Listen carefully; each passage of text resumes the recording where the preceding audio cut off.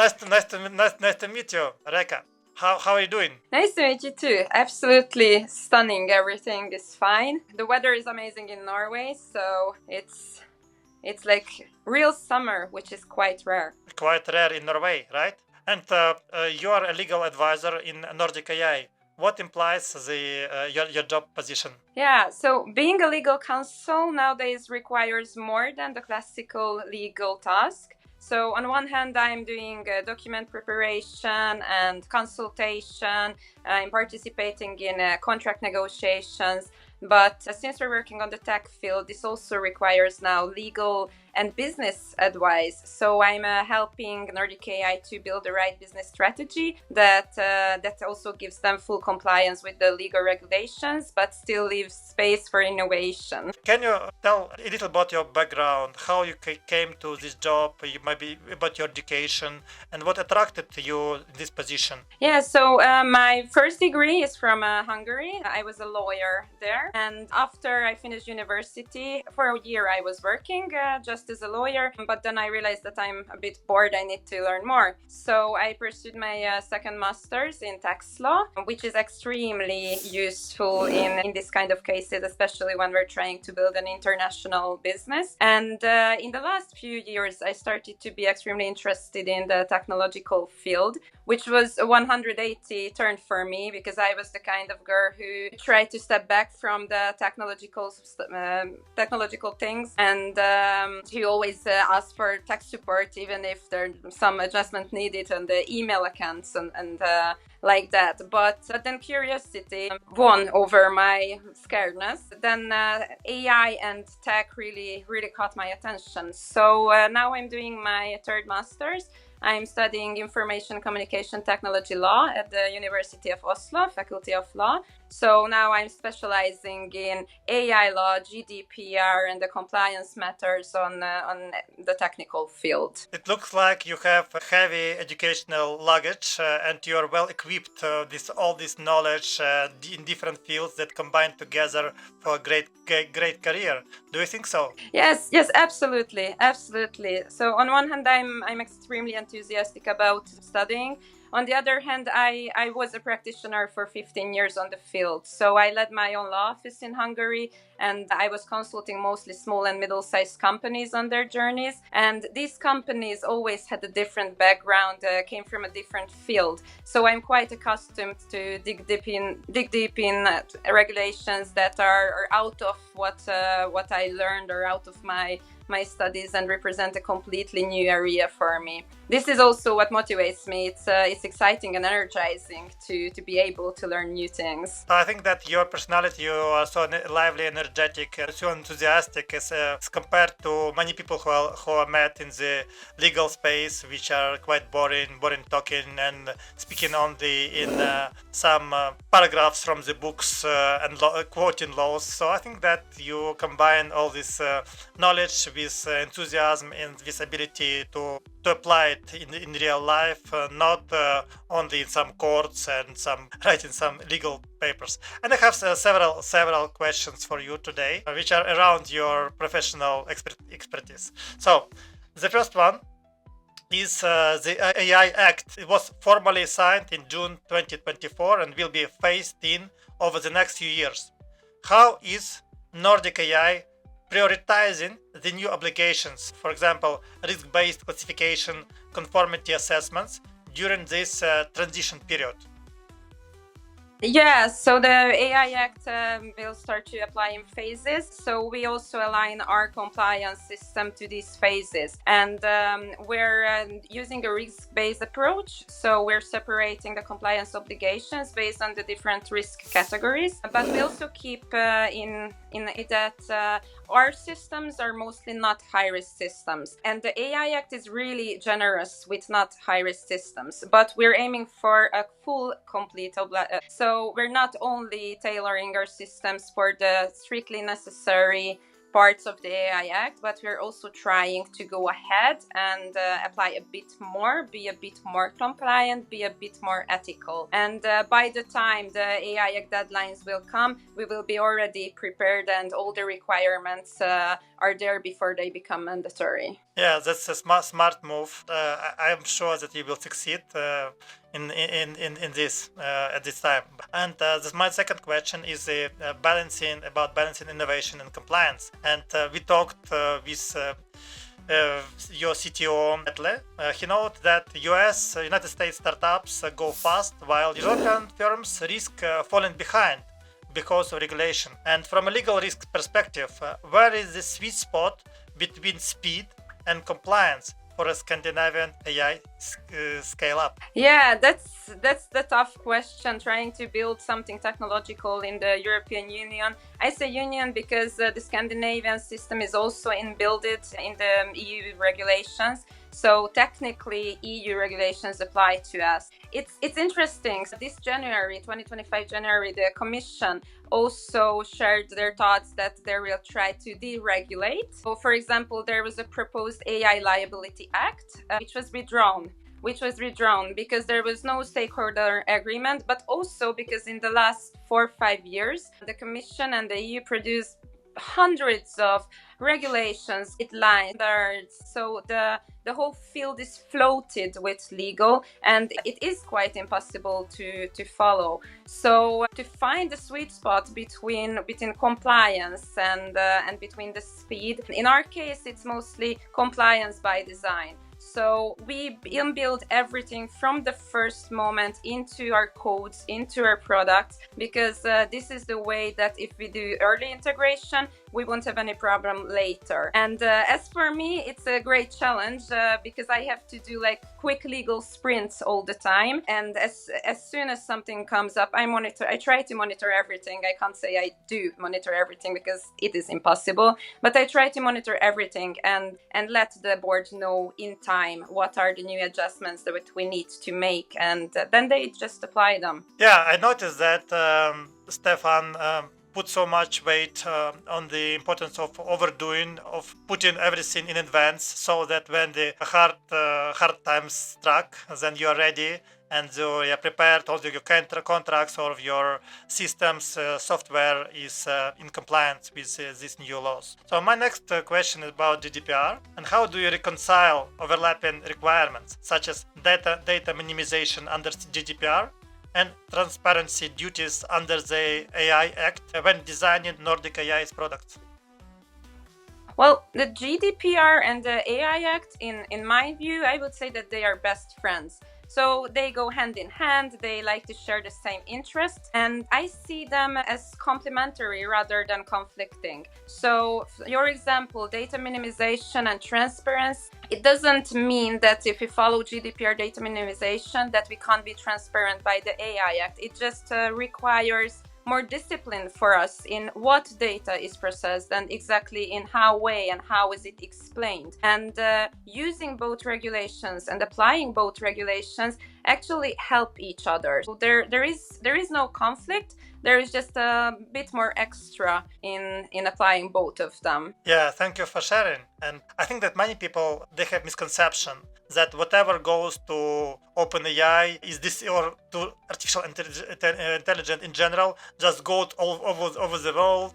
It helps to teach the system, and then if you feed it with any business information, it will be shared with all the world. So some people think this, they don't understand the difference between ChatGPT and business systems and all the APIs that are very restrictive in the use of the information, sensitive information that is shared. I think that is an important thing. And what about the next question is high risk versus limited risk systems, and the company's flagship companion wellness app, the app that helps in psychology, is like a therapist, and also e-commerce chatbots, they serve very different domains. And how do you determine whether a use case is high risk under the act, and what additional safeguards kick in when it is? Yeah. So when we do a risk assessment, first of all, it's a case by case analysis. So there's no such thing as a general risk assessment that can apply for every product and every system. So all the cases are examined really thoroughly and to the necessary level. The baseline is Annex 3 of the AI Act, which lists out what is a high-risk case, and after that we do the contextual risk analysis. For example, Companion, that's a wellness app, but it also touches on mental wellness and mental well-being. Under the AI Act, it's not explicitly high risk, but we need to evaluate it carefully because it could have potential psychological impact. For example, in Companion's cases, even though it's not a high-risk system, we evaluate it based on those measures that are required for high-risk system, and we're also assessing it under the medical device regulation. Companion is not a medical device, but still the medical device regulation also gives us very good guidelines for risk assessments, and as we said and as Stefan said earlier, we want to aim for more. So we're doing impact assessments when it's high-risk system. We're tracking the loggings. We're inbuilting human oversight mechanisms and ethical reviews, bias checks. The list is long. You can only imagine your list and the depths of your systems, that the documents and the checklists that you're using to be able to comply with all these unlimited laws and documents that are continually that are created on and on. So about the next question is about legal checks in the machine learning life cycle. At what points in model development, training, fine-tuning development do you insert legal reviews, and what does that checklist look like? So maybe just give me a glimpse of the checklist that you use. Yeah, well, it's every point. So every point through the life cycle of a development project, the legal checks have to be there, but in different manners. So for example, at the beginning, it's mostly about when it's the data sourcing and labeling part. The legal compliance checks are handling GDPR compliance and IP rights. When it's about model training, then the legal compliance is more about bias monitoring or the usage of training data and GDPR and training data. Pre-deployment, we have to do risk categorization. That's where we have to do kind of the third risk analysis, but the first seriously AI Act recommended risk analysis, and start to prepare the documentation readiness. And post-deployment, it's incident logging and user feedback loops. So it's quite complicated. The legal checklists are covering documentation, explainability, risk exposure, and contractual clarity too. And also these checklists, these documents are evolve as regulations evolve.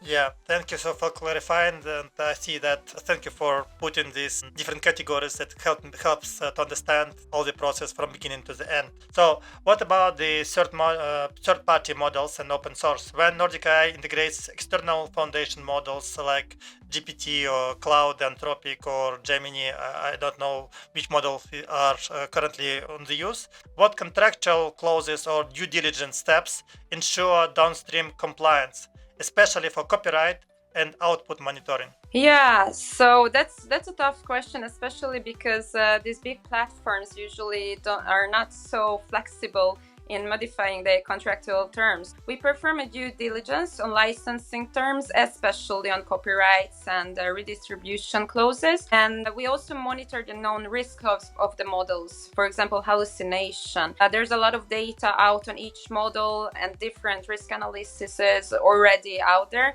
So we monitor these too, and we try to include warranties, indemnities, audit rights into our contracts. Some cases it doesn't work. Then our solution is quite strict. I'm strict on the legal part. We do not enter into a contract unless it's ensured that our outputs remain within the ethical and legal boundaries that Nordic AI represent. It's good that these platforms do have different options, and different options comes with different contractual terms. So for example, a basic user contract is different than a business contract. So we're analyzing all the contractual options and then choosing what is actually in alignment with our ethical boundaries. Yeah, that's ethical boundaries. Yeah, so you scrutinize all these details and different kinds of contracts that you take with different models, and you choose the right option for you and your clients, and to comply with your ethical standards and your compliance standards.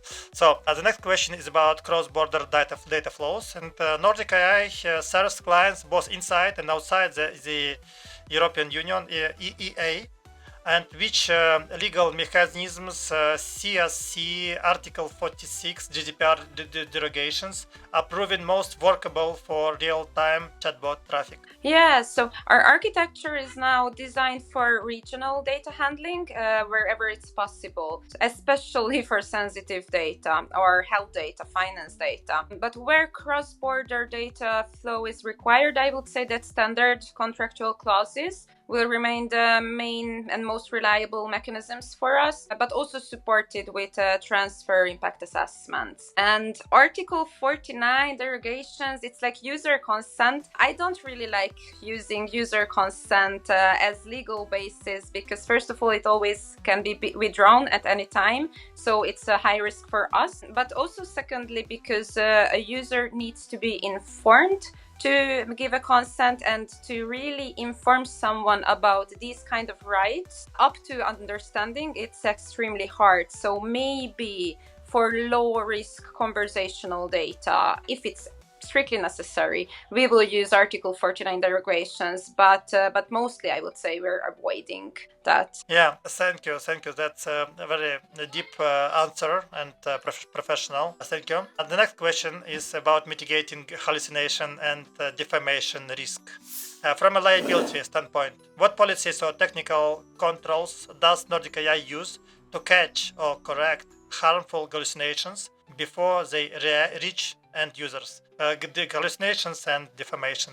Yeah, this is more of a technical question than legal, because legal regulations mostly just say that you have to deal with hallucinations, and then the methods and exactly how you do it, it's in standards, more technical standards. From a legal standpoint, I would say that we ensure that disclaimers are used when necessary, that the sensitive prompts are blocked, so also coded in the system, and anti-hallucination by design if that, so sensitive prompts are blocked, and human in the loop where is mandatory, especially for high risk systems. Monitoring outputs can be another way, and incident escalation protocol and incident reporting protocol. But this is more of a technical. Yeah, Réka, thank you for the answer. And my next question is about AI governance framework. And if you could please walk us through Nordic AI's internal governance structure.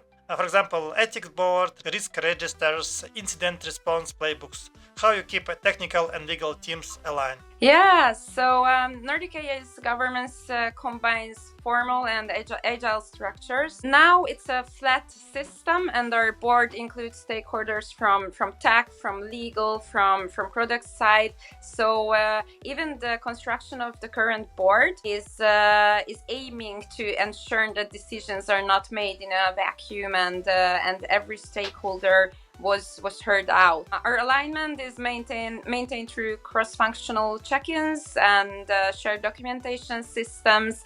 5 of us are in 4 different cities in Norway, so we use technology in order to communicate, and it's working pretty well. Governance system is under development at the moment, but my plan is that we will maintain a risk register, we will conduct regular ethic reviews, and of course incident response systems will be introduced to the company. Thank you. Next question about preparing clients for compliance. So Vettel mentioned that demo covers most of the work, and the last 10% or more involves human tuning. What guidance do you give clients so that their own data and processes don't introduce compliance gaps? Yeah, we strive to ensure that our customers have as few compliance concerns as possible. So our products have compliance by design in its coding, and we ensure that with the right usage, compliance is met. But yes, clients will fine-tune their models with their own data. So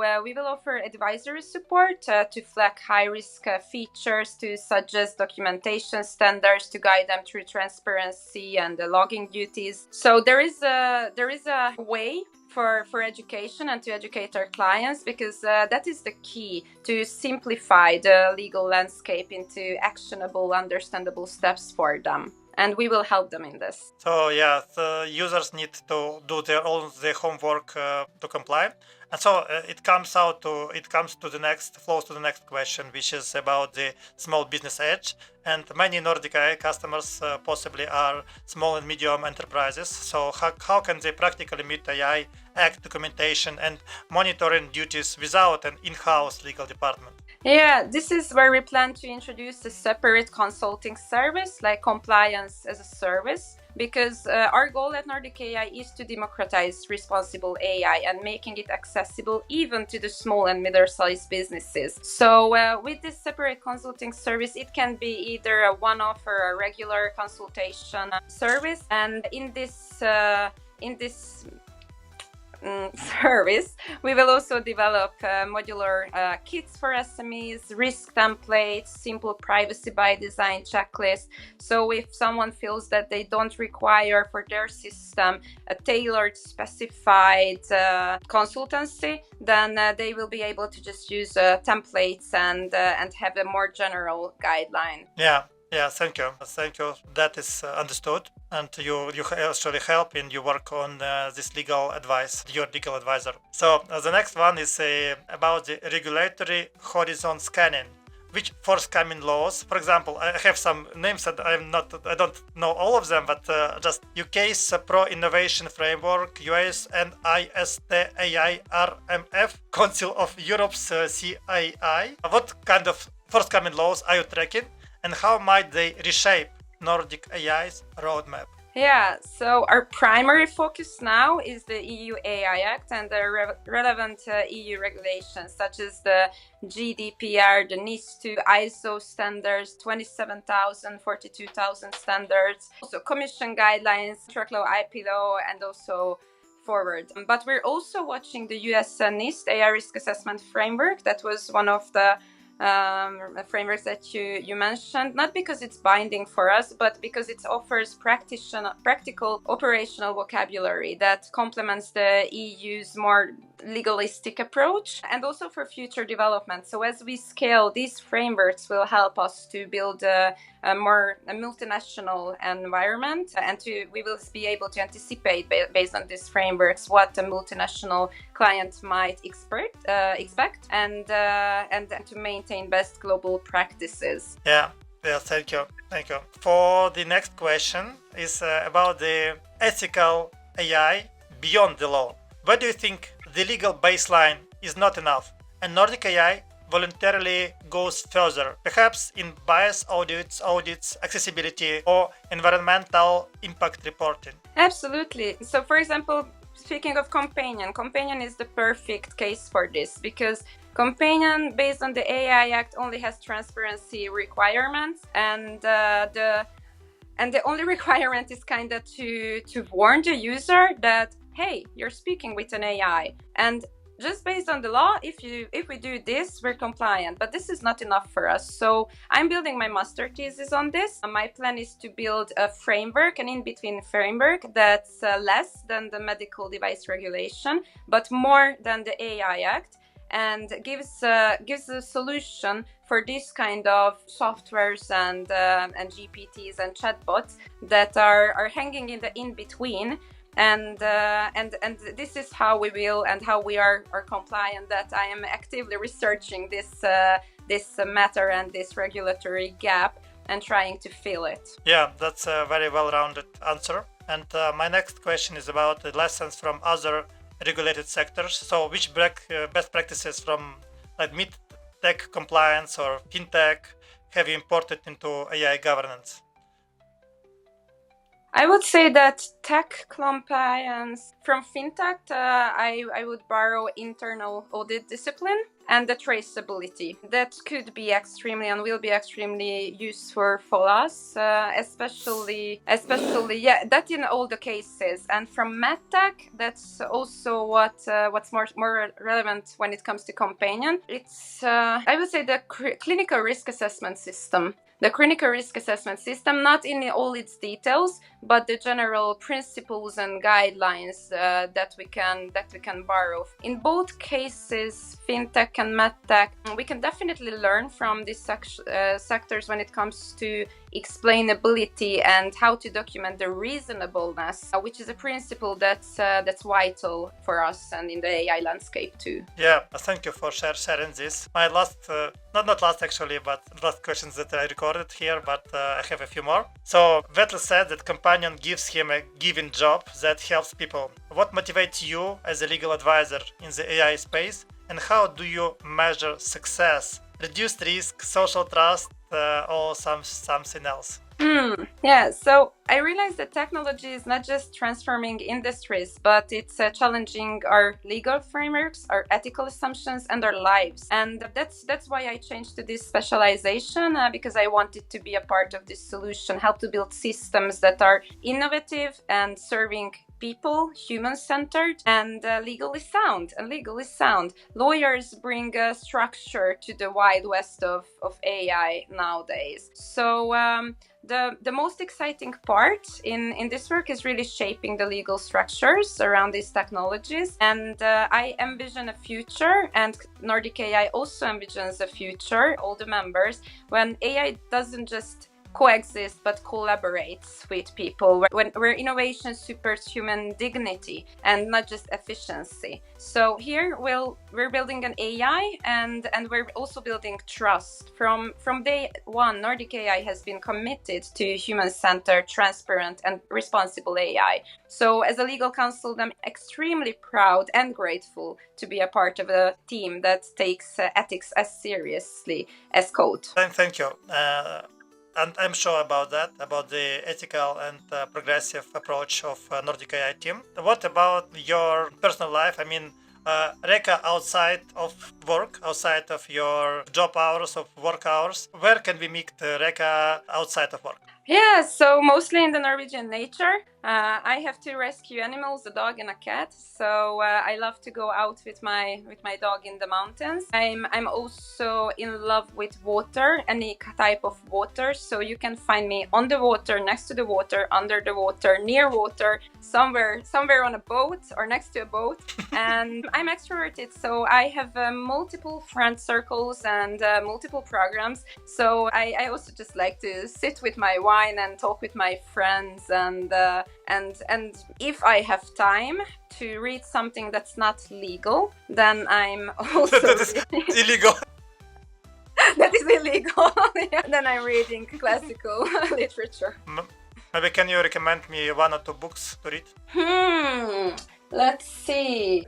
I would recommend Hungarian. So many great books. So Yeah, please.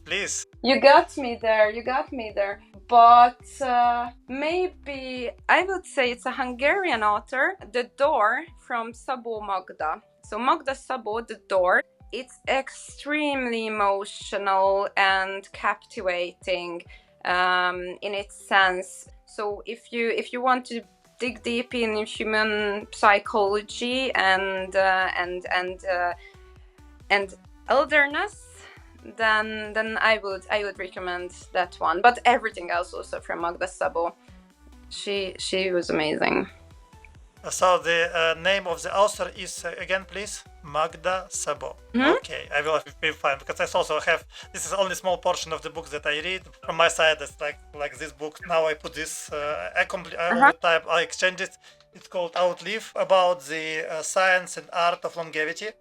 And it's quite revolutionary, and about how you can prepare for the later years, start in your 30s, like in 30s and 40s, so to project your way up to your 100th birthday, and to put your goals, what you will do, or sports you will do, what exercises, what you will be able to do in your 100th. It's called Centenary Decathlon. 10 things that you can do when you're 100. So what happens? iPhone overheated, so now it's sitting in the fridge. The last wish, that whoever wants to come to Nordic AI, what do you think differentiates Nordic AI from other companies? Just a few sentences. I would say that we we provide holistic view and a complete solution. So our clients don't have to do much, but to have the contract with us, and everything else will be taken care of, and everything else will be tailored. So it's not a box solution. It's not a take it or leave it solution, but